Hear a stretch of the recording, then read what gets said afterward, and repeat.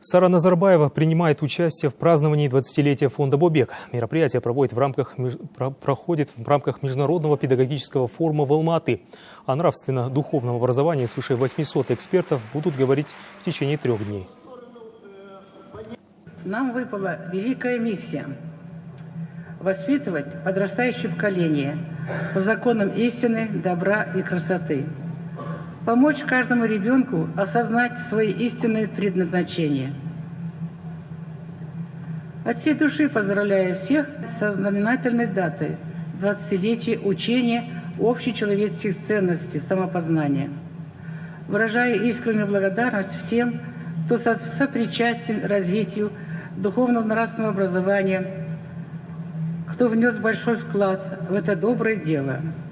Правительству, ученым, методистам, педагогам, всем добрым людям, которые за эти годы поддерживали начинание Бобека. За год работы Центра «Бобек» в его структуру вошли гуманитарный колледж, гимназия, детский сад, самопознание и астрономическая обсерватория. Выпускники этих учебных заведений являются успешными во всех сферах. Преподаватели постоянно повышают свою квалификацию. Во время форума в честь юбилея Центра педагогическому коллективу преподнесли ценные подарки. 20-летие Бобек – это не только праздник фонда, это праздник всей страны, праздник мира и согласия. Я думаю, все, кто работает в этой программе, знают, что вы очень востребованы. Спасибо всем нашим учителям. Вы несете свет, вы несете образование, вы даете путевку в жизнь нашим детям. Огромное всем вам спасибо. Здоровья, счастья и процветания.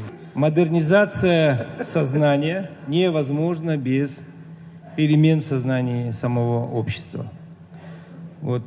Глава государства нацеливает нашу систему образования не только на глубокие перемены, но и на формирование у подрастающего поколения высоких нравственных убеждений. Ключевая роль в этом направлении, естественно, принадлежит Центру «Бобек». Высокая гуманная деятельность Центра объединяет лучших педагогов, ученых, методистов Казахстана и России и многих других стран.